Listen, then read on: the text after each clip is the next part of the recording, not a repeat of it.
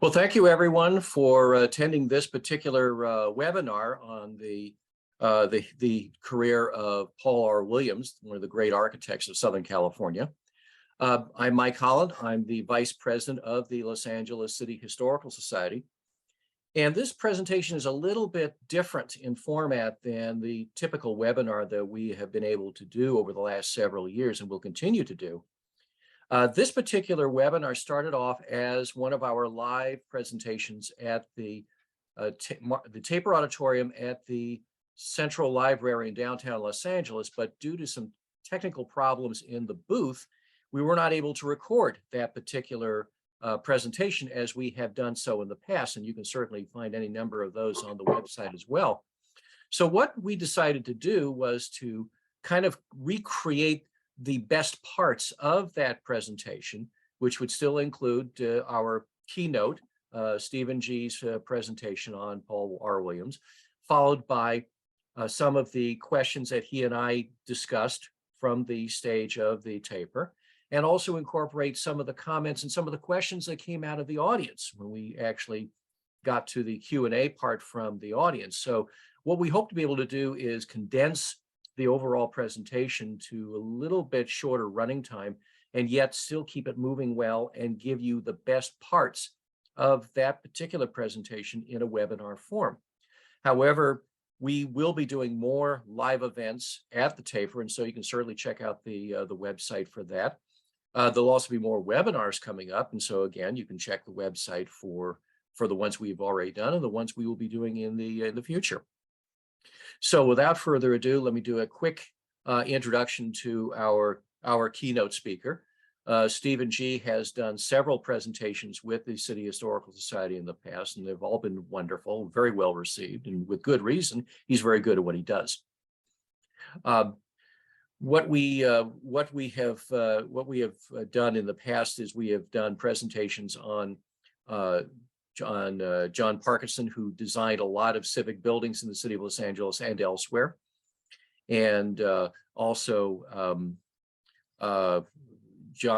Stephen has also worked on books on the Central Library, on City Hall itself, one of the greatest buildings in downtown Los Angeles, and I'm not at all biased, even though I do work for the city. And he also has a forthcoming book on the development of the automobile in Los Angeles, and I'm hoping that he'll take a minute or two at the end of this presentation to pitch that particular project, partially because that I'm hoping it'll be another live presentation at the taper, which will again be preserved, which means there's also another book you'll be able to take advantage of as well. So for those of you who are looking in on this particular webinar, you can certainly, hopefully we'll have a link to Angel City Press where you can see the books and buy the books. I'm not going to go into any time-sensitive things because this webinar is going to be presumably living on the website forever.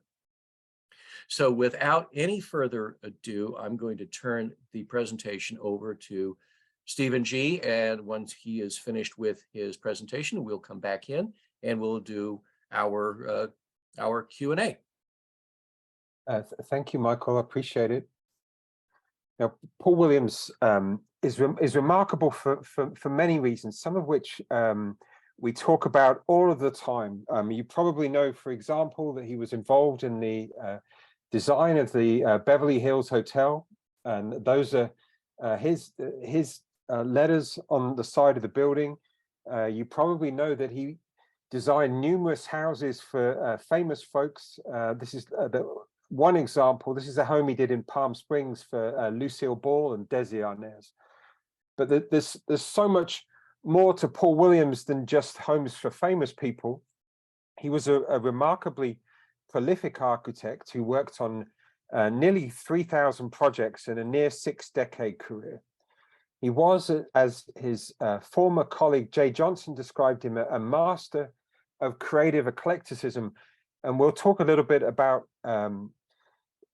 the variety of styles that he worked in. And despite the conventional demands of his early clients, Paul Williams was an innovator, and we'll talk a little bit later about some of the ways in which he innovated.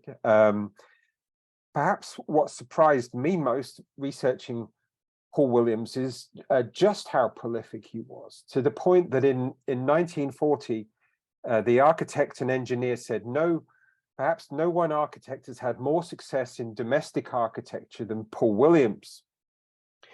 But if we really want to understand why he's significant, why he matters, we have to go back in time. And if we go back in time to the year that he was born, 1894, the population in Los Angeles, at least according to the 1890 census, was around 50,000.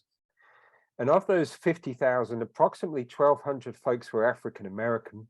Paul Williams grew up in a neighborhood around 8th and Santee that he later joked was so far out of town it was in the countryside. His father, who sold fruit and vegetables at a market stand in the plaza, died 2 years after he was born from tuberculosis. 2 years after that, his mother dies, and Paul Williams is taken in by a family who attended the same church as him. He attends Sentius Grammar School, where he's the only African-American kid in his class.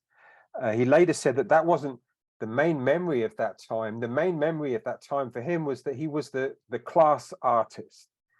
Now, while at Sentius Grammar School, Paul Williams, to make extra money, sells newspapers. And one of his most important clients as a newspaper boy was Frank Putnam Flint, an important attorney in Los Angeles, who would play an important role in the development of the Owens Valley Aqueduct project to bring much needed water to Los Angeles. And after becoming a senator, would play an important role in the early development of Paul Williams' career. And we'll get to that in a moment. Paul Williams would go on to study at Polytechnic High, then located downtown. The school has a reputation for graduating numerous working architects in the city. And it's only when Paul Williams graduates that he comes face to face with the type of racism that he would experience throughout his career. He goes looking for work with established architects in the city, knocking on their doors, knowing full well that many of them need somebody with exactly the kinds of skills that he has, only to be told over and over again that they don't. Now, fortunately, Paul Williams ultimately would find work with Wilbur Cook, a noted landscape architect, where he learns to harmonize landscape and architecture. He goes on to work for Reginald Johnson, who was really one of the giants of Southern California residential architecture at that period. He goes on from there to work for Arthur Kelly, who is best remembered today for designing what we now know as the Playboy Mansion. All of the time, he continues his education at various evening schools and also at USC. Now, ultimately, Williams would go on to work for John C. Austin. Austin is best remembered today for designing the Griffith Observatory, the Shrine Auditorium, and was part of a trio of architects who worked on Los Angeles City Hall. Now, Austin is important to Williams' career because in 1922, Williams decides to set up his own practice. Austin encourages this by giving him a $90,000 residential commission and says to him, let this be a starter for your new office. And part of the reason that Williams was able to establish his own practice was because of the pedigree of the architects that he'd worked for, but also because he had established himself as a small home specialist. And what that means in some part is that he'd had success in numerous local and national competitions. And I'm just going to focus on one of them. This is a 1920 competition organized by the Los Angeles Examiner to design the best California home costing $3,000 or less. Imagine that. Now, this was a house that was actually built in Sierra Madre. It's significant because Williams got to write about what his architectural philosophy was. The newspaper dedicated significant coverage to the design and construction of this house. But it's also significant because it's through studying Williams' early competition entries that we get an idea of what would become his signature style. Now, if you'd asked Paul Williams in 1920, where was the main focus of a Southern California house, he would have told you that it's always at the front of the house. That's where the most details are. That's where the most money's spent. And in his words, the backyard was for chickens. Now, Paul Williams kind of reverses that concept. He recognizes that here in Southern California, we have an indoor, kind of a unique indoor-outdoor lifestyle. And what he does is bring the areas where most of life can be enjoyed to the back of the house. So you see in his early designs that he moves the kitchen to the front, the lounge and the dining room that look out onto the back garden to the back of the house. Now, this particular design is significant because it gets the attention of Frank Putnam Flint. Flint is no longer a US senator. He's now a real estate developer, and he has purchased a large portion of land north of the San Rafael Hills that he somewhat modestly plans to call Flint Ridge. And he reads about Williams' competition successes in the newspapers. He reaches out to him, really unaware that he's the same kid, the adult version of that kid that he bought newspapers from all those years before. Williams goes to meet him, no doubt delights him, telling him about that connection. But that meeting is significant because Flint hands Williams a series of commissions that will really underpin the beginning of his early career. And to give you an idea of some of those houses, we're talking about the Lewis and Virginia Cass House, 1922, Williams' first house in Flint Ridge, still there. The John Bishop Greenhouse, 1927, obviously still there. The Flint Ridge Company House from the same year. In fact, after Senator Flint dies, Williams would design a house for his widow Catherine. Now, all of these houses demonstrate the eclectic nature of Paul Williams' early career. They demonstrate his mastery of harmonious proportions, but they all, in their own way, answer that often asked question. How is it possible that in the 1930s and the 1940s that Paul Williams would design so many elaborate mansions for the rich and powerful of Los Angeles? And in some ways, the answer to that question is that he was, from the very beginning of his career, designing these types of houses. Now, a couple of examples of Williams' early work that's non-residential include the Second Baptist Church at 24th Street and Griffith Avenue, a wonderful structure that is still there and still looks remarkably the same. And also the YMCA at 28th Street. Williams was a cadet on the Y at 9th Street, and he was determined when he was considered for this commission not to be considered on any sentimental grounds. He wanted to be judged on his own merits. And part of the reason that he was selected for this project, and this is the beginning of a trend that we'll see throughout his career and throughout this presentation, is that he was chosen because it was believed that he could bring to this project the warmth and casual elegance of one of his fine residences.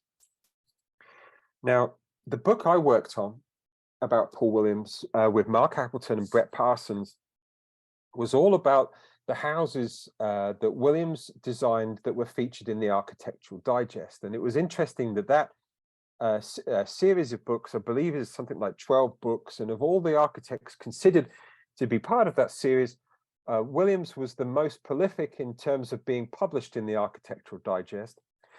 This was the first house that was published in the journal in 1927. It was a house that Williams designed for Walter and Juliet Bachman. And Walter Bachman had various business interests in the city. Along with his wife, he purchased this plot from G. Allen Hancock, who developed Hancock Park. And we often talk about Paul Williams not being able to live in the homes or the neighborhoods that he designed houses. And what does that mean on a very practical basis? Well, in the terms of this house, what it means is that there is a contract between Juliet Bachman and G. Allen Hancock that includes in it a clause that says quite simply, said property shall not at any time be lived in by any person whose blood is not entirely that of the Caucasian race. Now, in this book, we featured, I think, around 30 houses, and pretty much all of them prior to 1940 had some type of language in the contract that basically equated to that. Now, as for the design of the house, it's a Spanish colonial revival house. Williams, while working for Reginald Johnson, would have worked on numerous houses just like this one. Reginald Johnson, like many architects in Southern California, had been heavily inspired by Bertram Goodhue, who caused a sensation when he used this style for the Panama, California exposition of 1915 in Balboa Park in San Diego. Here we see a wonderful image of the Chigurest panel above the main entrance. I'm told by a friend of mine, Cliff, who's working on selling this house, that it currently is for sale. If you're interested in owning a piece of Paul Williams history, this house is available at this moment. I said we'd talk about the eclectic nature of Paul Williams' designs. We're going from a Spanish colonial revival house to an English Tudor house in Beverly Hills. Paul Williams was really a master of reinventing complicated historical forms in interesting new ways and complementing them with thoroughly modern floor plans and appliances. And this was a house that Williams designed in 1929 for Nebraska native Fancham Beerup. And it is remarkable that it still stands, and not perhaps for the reason that you may think for a preservation standpoint, but it's remarkable that it still stands when you consider that in 1946, famed oilman, famed movie producer Howard Hughes is flying an experimental aircraft attempting to make an emergency landing at the nearby Los Angeles Country Club. And he comes up short, and this is one of a number of houses that he smashes into. At the time, he was given only a 50-50 chance of survival, but as I'm sure you know, he does survive. I thought it was interesting that at the time of the crash, Fancham Beerup had married Lieutenant Charles Meyer, and Lieutenant Charles Meyer would become famous as one of the interpreters during the Nazi war crime trials. Now, this stretch of Whittier Drive in Beverly Hills is fascinating because the house literally next door was also designed by Paul Williams. So we're going from a Spanish colonial revival house to an English Tudor house to an Italian revival house. In this case, this was a home designed by Paul Williams for Lon Chaney. Lon Chaney was the man of 1,000 faces, one of the giants of the silent movie era, who, much like Paul Williams, spent much of his career reinventing himself. He was one of the most famous faces on the planet, who got tired of going to restaurants, having fans press their nose up against their window to see what he was eating, even what spoon he was using. His instruction to Williams was to begin designing a home for him by starting work on the dining room. Now, sadly, Lon Chaney died before this house was completed. I recently got to spend a fair bit of time in this house, and the woman who owns it now had lived there as a child, and later as an adult, after her parents or her family had sold the house, got a chance to buy this house back. And Paul Williams designed into this house a speakeasy and numerous hidden closets. And one of those closets, she knew how to open it, even though all of the subsequent owners of that house hadn't figured out how to do it. So the first thing she does when she walks back into that house is pops open that closet, and inside of that closet was Paul Williams' original plans for this house. And I still remember when she told me this at the height of COVID. I think I had 2 masks on at the time, and I know that my smile easily stretched from ear to ear. Anyway, we're going to another house that Williams designed in the same year, 1929. Well, 1929. This time it's in Pasadena. It's a home that Paul Williams designed for Jack Overcoat Atkin, who was nicknamed Overcoat because he never left home without one. He'd first arrived in the United States aboard a clipper ship as a teenager. He went on to become a successful bookmaker and later a successful horse breeder. And he comes to Paul Williams with this crazy notion that he wants a house that looks like a castle that he'd known growing up as a child in Scarborough in England. And then I want you to think about that and what it's like for an architect when you're establishing a reputation for the warmth and casual elegance of your homes, and a crazy British guy comes to you and says, I want a house that looks like a castle. And then consider that in context of a quote from an interview that Williams' former boss Arthur Kelly gave, where he said that there seems to be a general feeling among the laymen that the architect won't give people what they want in their own house. And he said, my notion has always been to give the client exactly what they want in their own house, but do it in a way that's architecturally pleasing. Now that is almost the same as a notion that Williams expresses later in his career when he says, you know, if I give the client what they want, I'm a good architect. So what we see in the case of Jack Atkin's house is that Williams responds to that desire for a castle by adding Gothic archways and numerous coats of armor and other references to nobility, but he gives Jack Atkin a house that is architecturally pleasing. Now, sadly, this house burned down in 2005 while it was in the midst of an extensive renovation. At the time, it was owned by Michael Hammer, who was the grandson of Tycoon Armand Hammer, who said you could never replace what was lost here, and clearly you can see that that's the case. Now that brings us to a house that would entirely change the trajectory of Paul Williams' career.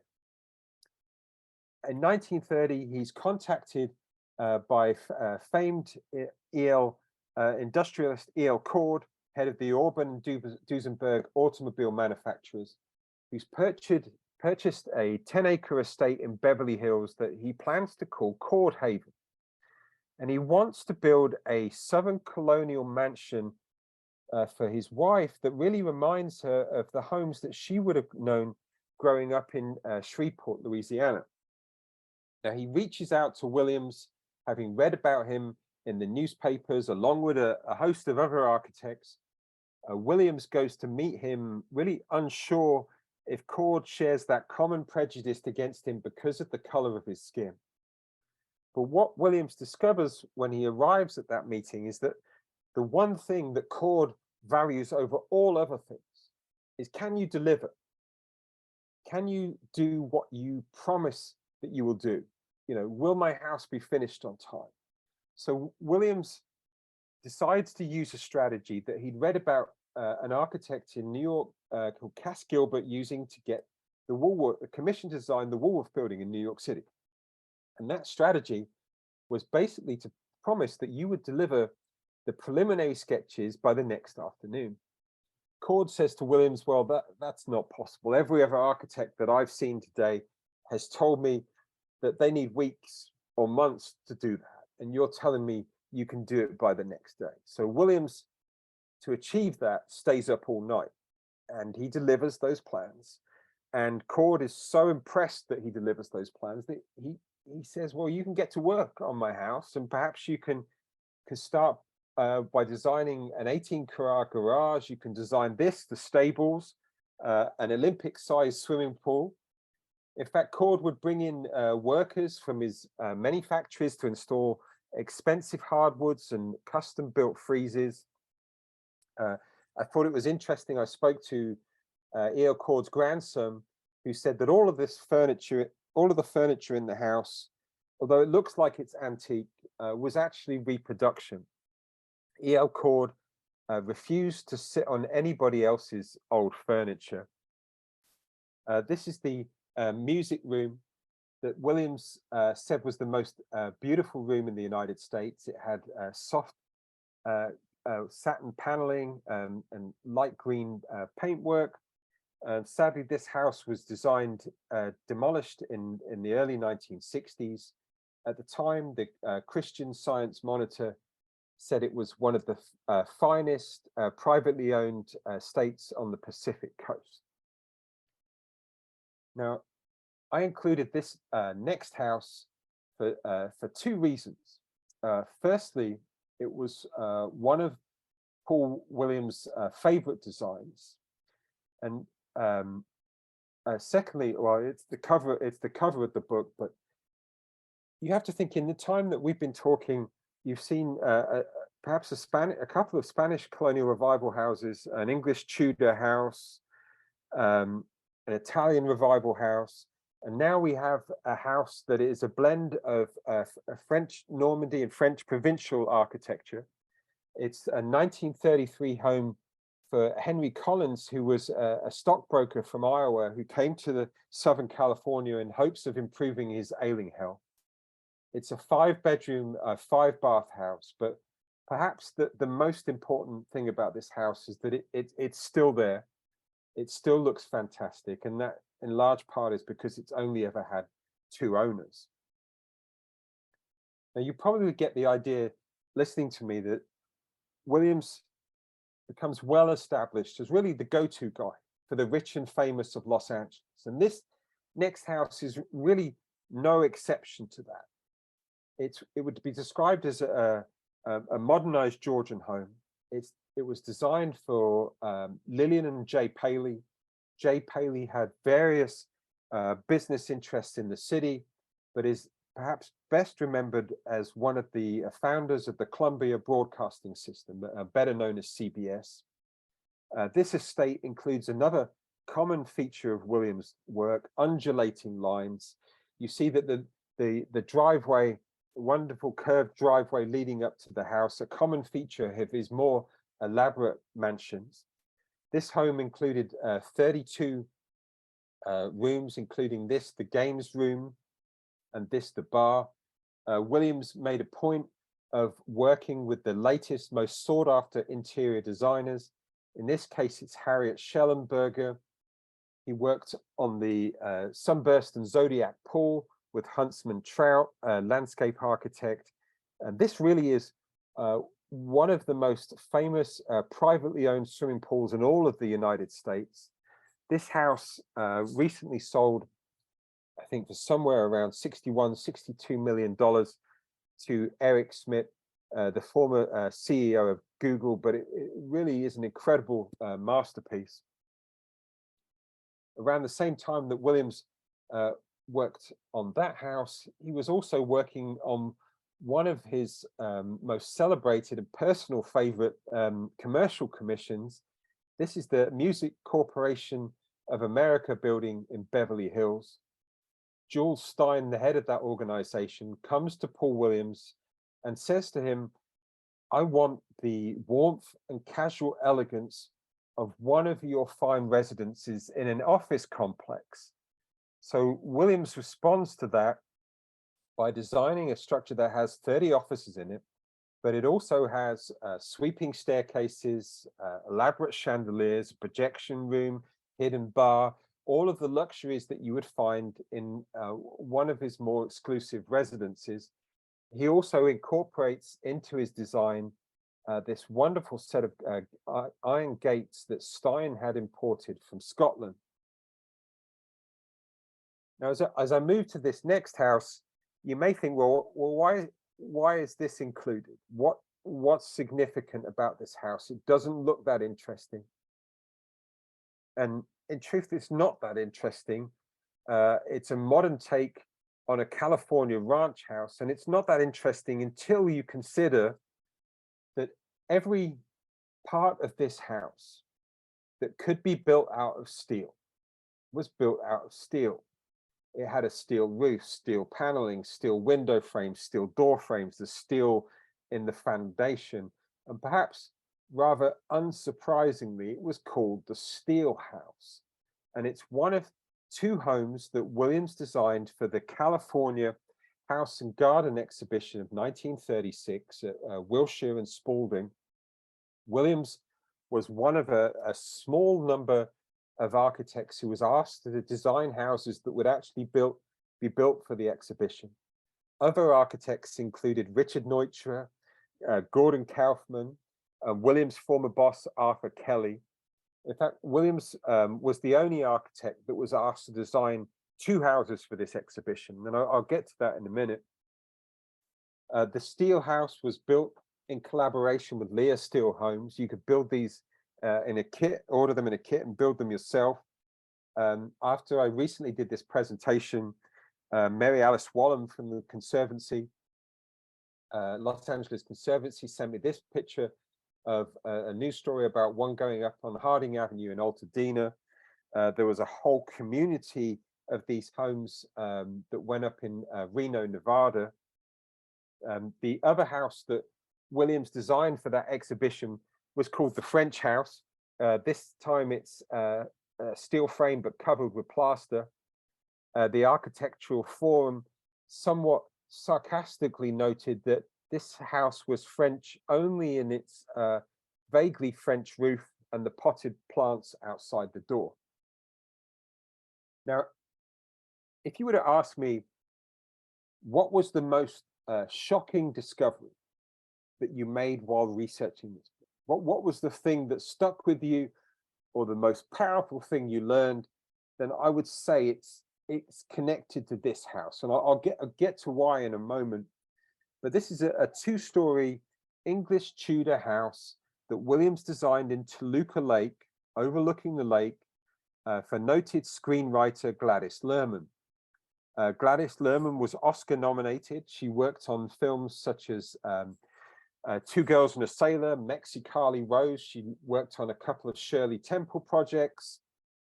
You'll see in the house that there's a couple of features that really identify Williams. We have a more traditional take on a curved, swooping staircase that Williams became known for. And on the other side of that picture, you see an oval reception hall, another common feature of Williams' more elaborate work. Now, I said that this house was, this property provided a shocking discovery. When I first got to work on this project, I had a list of houses that appeared in the Architectural Digest. The documentation that came with them came with an original address. Part of the process would be to look on Google Earth. Did this house still exist? If it did, where was it? Could I possibly see it from the street? In this case, I saw this house still existed. I jumped in my car. I drove round to this house.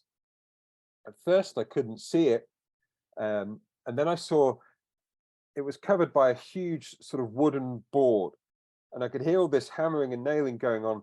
And I figured, well, boy, I've timed this so badly.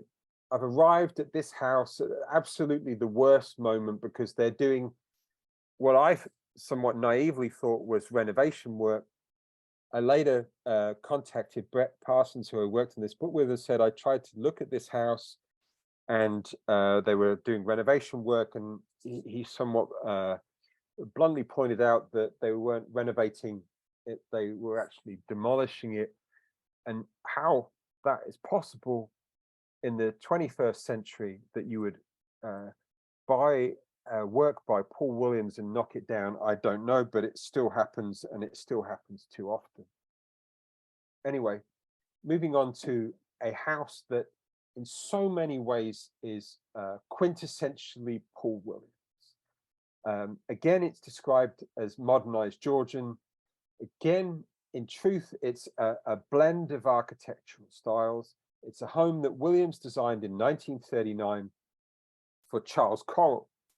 And Charles Correll at the time had one of the most famous voices in the United States. He was half of a comedy team who had their own radio show called Amos and Andy.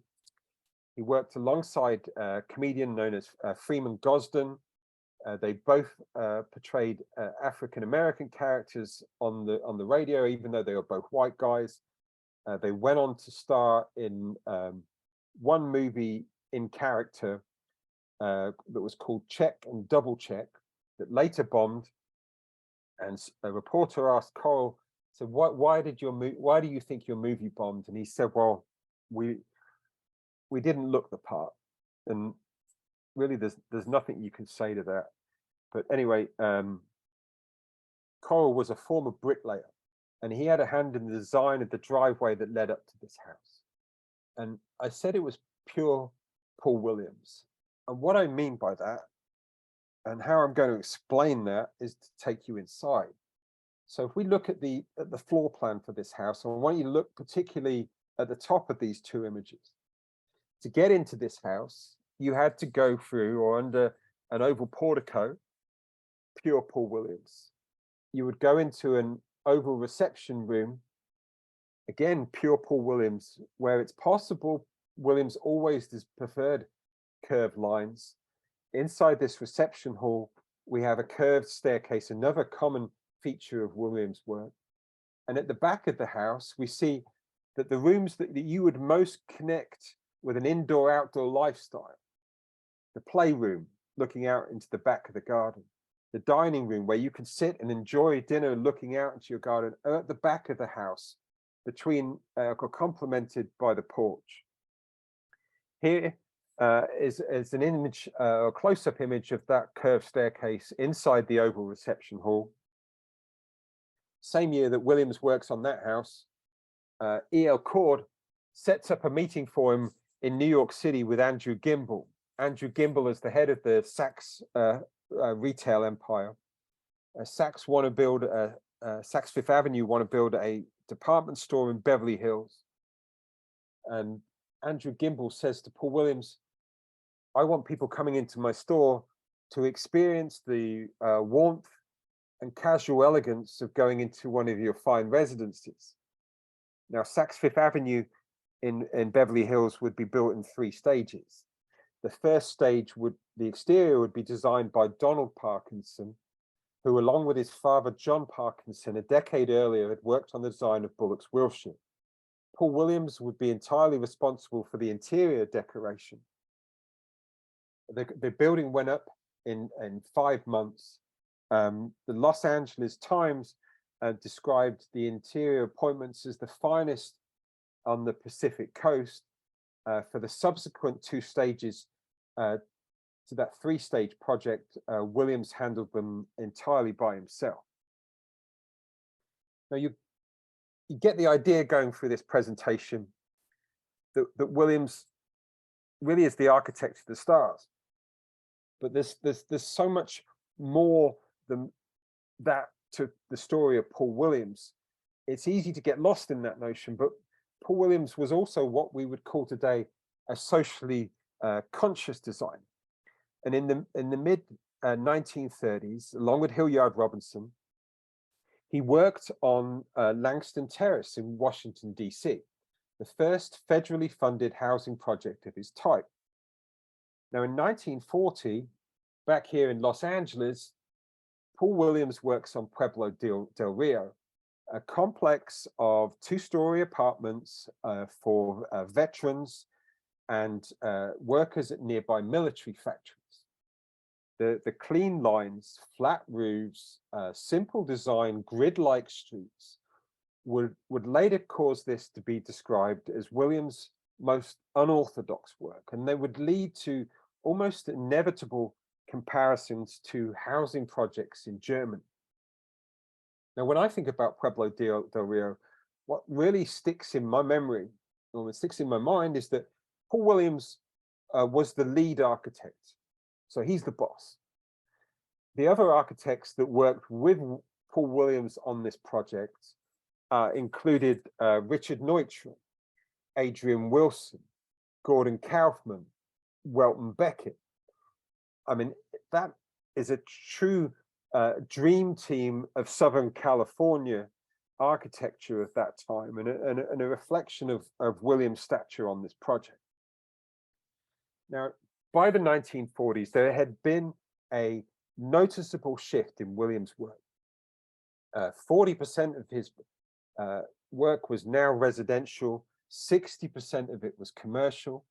And if you'd said to Paul Williams, you know, why the shift? Why are you doing more commercial projects? He would have explained to you that if you design enough houses for rich folks, these larger, more lucrative commercial projects will follow. Now, the architecture buffs among you watching this may recognize the other guy in this picture. It's A. Quincy Jones, one of the giants of Southern California architecture at that period. Jones worked for Williams between 1939 and 1940.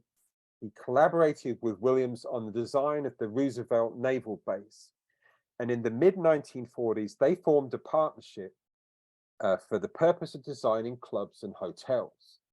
Now, the more than 20 projects that Williams and Jones worked on together included the Palm Springs Tennis Club, where they transformed what had been a traditional structure into an experimental structure that embraced its desert location.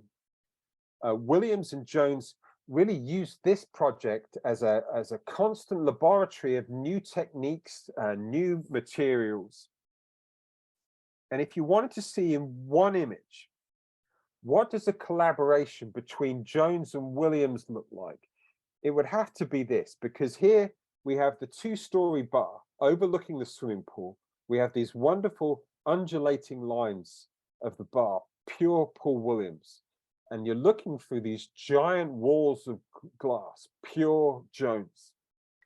Now, after the war, Paul Williams' residential designs, like many other architects of that period, evolved. Clean lines, flat roofs, and a simplicity of designs that maximized open space and the use of natural light. But here we see this design still has that undulating pathway, pure Paul Williams. And if we go to the back of this house, you'll see that it recognizes that core Williams principle that life in Southern California homes happens at the back of the house. And this house includes really one of the most spectacular curved swimming pools, curved staircases rather, of all of his residences. This was a 1947 home in Pacific Palisades designed for Tevis Morrow. Sadly, it was demolished, but you can see some core Paul Williams elements. Now, I don't really have time in this presentation to talk about Perinos, other than to say that Paul Williams transformed what had been a former 50 mark with elements of New Orleans design, California flair, into one of the most sought after restaurants in all of Los Angeles. It was a place that some New York critics said was the only sign of life west of the Hudson. Here you see the wonderful oval roof on the dining room. Sadly, Perino's closed down in 1986. It was demolished in 2005. I don't have time even to talk about the Golden State Mutual Life building, the wonderful house that Frank Sinatra commissioned Paul Williams to design, the first AME church, which Williams worked on without payment, or to set the record straight on what he did or did not do at LAX. But you can read all about those in this book. I appreciate you listening, and I appreciate the opportunity. And with that, I'll hand you back to Michael. Thank you, Stephen. I mean, it was wonderful the second time around. Thank you for the opportunity. It's always a relief when I get to the end and I can still remember it. Yeah, I think, and try to remember some of the things that we talked about in our conversation afterwards. Uh,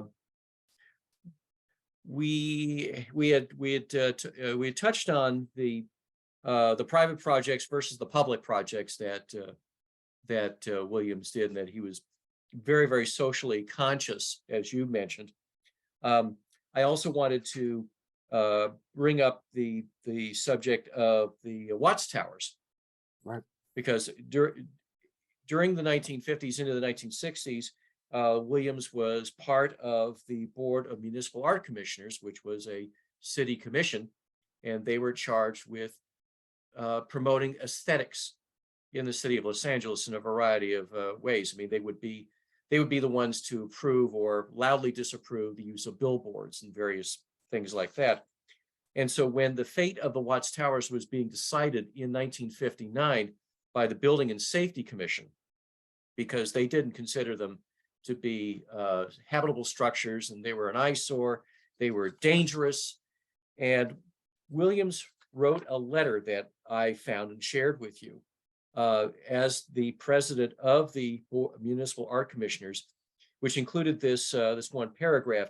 The Board of Art Commissioners does not feel that a structure, no matter how valuable it may be artistically, should remain standing so long as it is a public hazard. The board, however, does hope that in the interest of preserving one of the city's unique cultural assets, all avenues will be explored which would lead to a program of strengthening and maintaining the towers for future enjoyment by present and future generations. And so when you were talking earlier about his design of the Y, where there was not a hint of sentimentality from his perspective, a letter like this clearly demonstrates that he was very, very clear and very, very thoughtful about what he was, what he was doing and what he was about. And so, would you agree with that? Yeah, I mean, I think he obviously. I mean, I think it makes sense. You know, if I don't think he wanted the Watts Towers to fall on anybody's head and hurt them, but at the same time, I think he understood the cultural significance of them.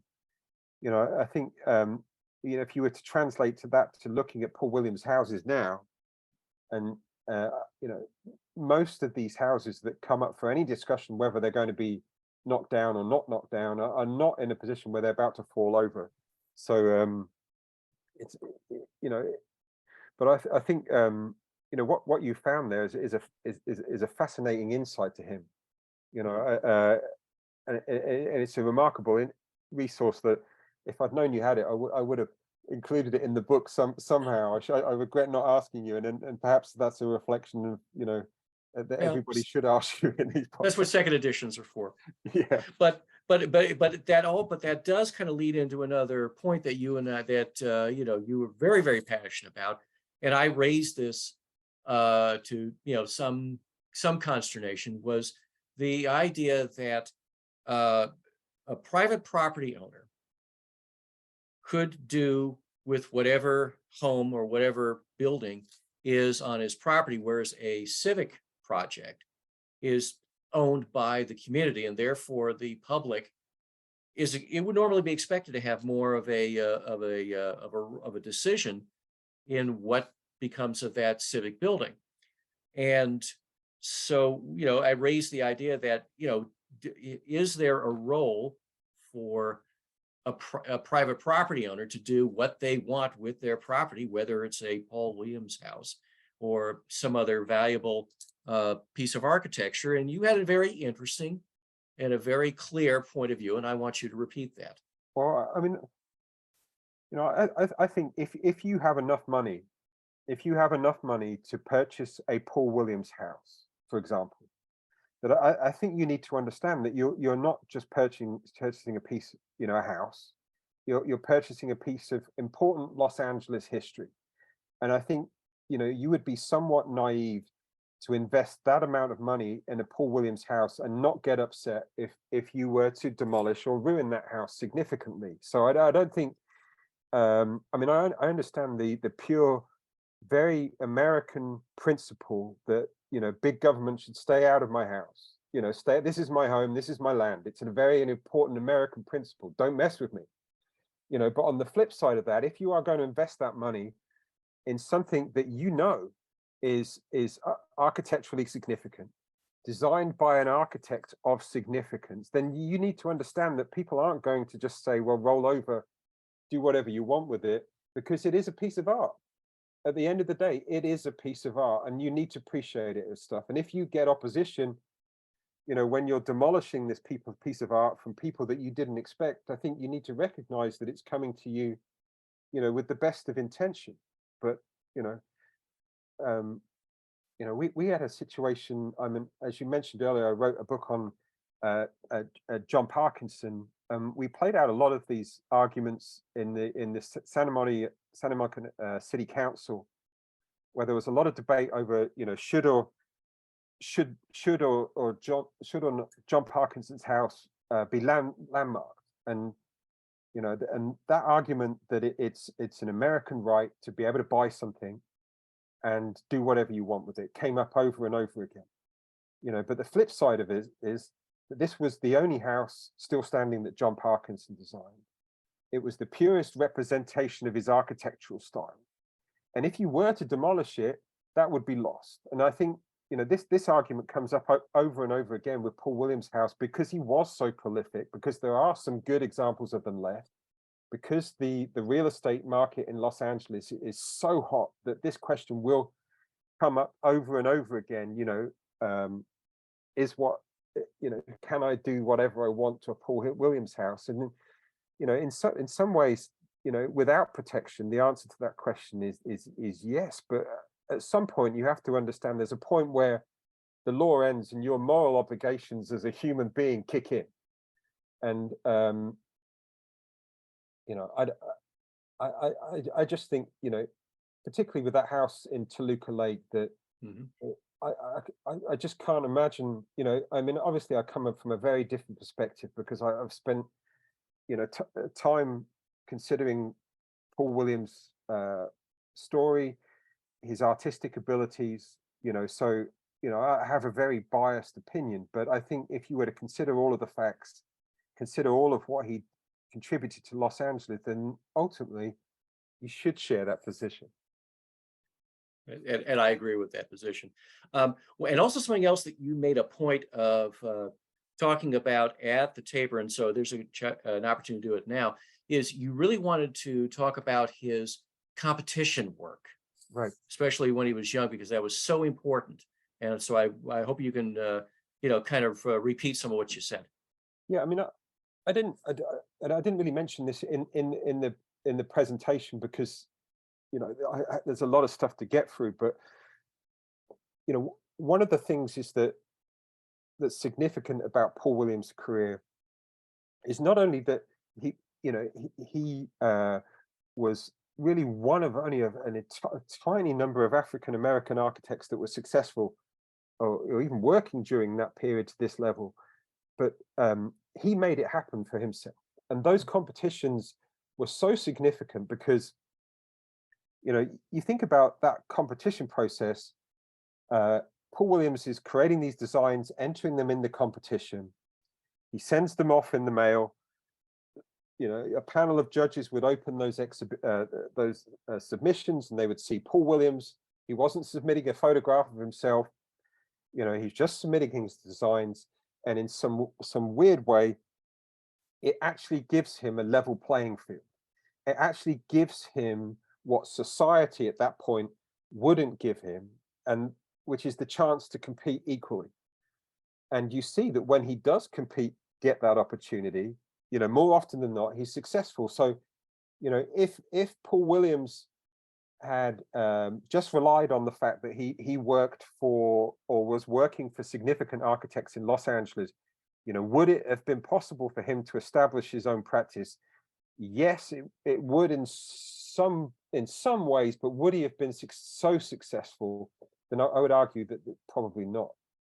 So that comes down to that sort of basic idea that you can be the greatest architect in the universe, but if you're not out there selling yourself, then it's never going to happen for you. And fortunately, Paul Williams had the determination to become that architect, but also to overcome the obstacles that were placed in front of him. And you've got to remember that this is a kid or an adult at this point, but even from a kid, that he was told repeatedly that he had no chance of ever becoming an architect, and don't bother wasting your time.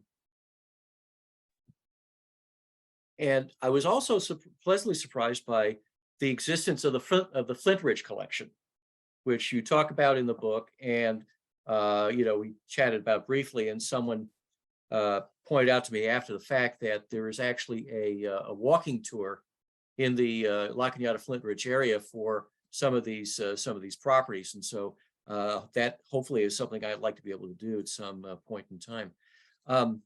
Something else that we touched on a little bit here and there was, obviously race plays part of Paul Williams and who he was. And I'd asked the question, if he would be recognized as being a race man, Right. meaning that he used his abilities, his talents, his status, his connections, and so forth to uplift the race in the way that, say, Jackie Robinson did, or Thurgood Marshall, or various other representatives of the Black race. And someone in the audience pointed out, and you can elaborate on this, is that he did use a fair number of African American owned contractors and subcontractors, Right. For lumber and brick and various other materials that certainly would have been critical to the success of any particular project. And so he surrounded himself with some of these contractors who he could rely on, and they were able to rely on him as well. And so would you agree that that was also part of, that wasn't just being a good architect, and he certainly was, but he was also being a socially conscious representative for his race? Yeah, I think the primary thing that Paul Williams did as an example to others is just purely to exist. Just purely to achieve that level of success in that period. If he did nothing else, that was already a significant contribution. But what you see with Paul Williams is that often the makeup of his office was just like Los Angeles. It was incredibly diverse, all different races, all different backgrounds, and perhaps if you were a young architect at that time, working with him, you would expect that he had a level of empathy for all different stories that perhaps other architects wouldn't have. He did work with African American contractors early in his career. I wouldn't say that was always, it wasn't always the case that he was only working with African American contractors. I think one of the difficult things for Paul Williams is that there were so many expectations put on him from, not only from the African American community, from the architectural community. In some ways, because of the prejudice of that period, he's put in a very difficult position, because he's working with a lot of white clients, but obviously confronting this unavoidable fact that he's an African American guy in what is basically a white architect's world.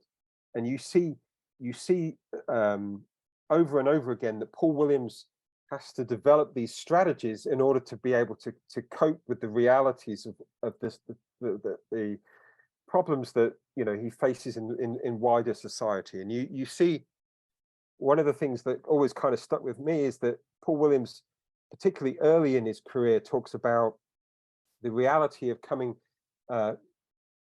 face to face with dealing with these confrontations. Well, not confrontations, but encounters with white clients, where they would come into his office. They'd have seen some of his work, want a house that has the elegance, the warmth, casual elegance of one of his residences, walk into his office, have no idea that he's African American, and then just freeze. And then Paul Williams would have to develop all these psychological techniques where he would recognize that this happens so often that he would start, you know, he would start find a way of starting a conversation with that person. You know, so he would ask them, you know, what they were planning on doing in their house, how much money they had to spend, and then instantly reject them. And then he would say, well, you know, if I were to design your house, you know, this is what I would do. And then after a while, he would hope that they became comfortable enough that they would be okay in that situation, and then they would deal with it.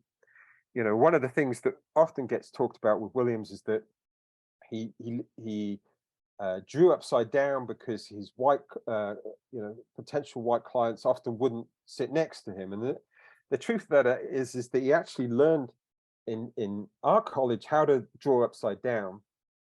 And then later in life, it has this sort of awful kind of usefulness of you know, of being able to help him navigate these clients that have this level of prejudice. But I think, you know, it was a very difficult situation for him, particularly early in his career, having to navigate all of these kind of very difficult racial situations. But later, when you get through to the 1950s and 60s, race becomes almost the opposite factor, where people are seeking him out because he's an African-American architect, because he's one of only a small number that have reached that level. So in many ways, his story, you know, reflects the American story. You know, he exists in a period where so few African-American architects exist. He has success in that period, which is just remarkable by itself. Whether you put any, you know, socially conscious responsibilities onto him at all, just to exist in that period and be successful was a remarkable achievement. I think this is probably a good time for you to plug your next project. I just worked on this book with Daryl Halter, that is all about the birth of the automobile industry in Los Angeles, which is a completely a fascinating topic to see how quickly and how passionately Angelenos embraced the automobile. As part of the research for that project, I came across this Paul Williams design for Earl C. Anthony, the Packard distributor for all of Southern California. This was his design for a dealership built in on Wilshire Boulevard and Roxbury Avenue. I couldn't use it in the book because most of the dealerships that we focus on are downtown, where, you know, on one of the city's auto rows. But it was just such a fantastic drawing, and if I, you know, got the chance to include it tonight, I just kind of just wedged it in there. So forgive me for throwing it in there, but it was a fascinating time to study Paul Williams, and it was fascinating to work on this book with Daryl too, because it's just such an integral part of Los Angeles, and so many of the dealers that made Angelenos recognized that the automobile was not a luxury but a necessity, would go on to shape so many of the things that happen today in Los Angeles. So that was my most recent project.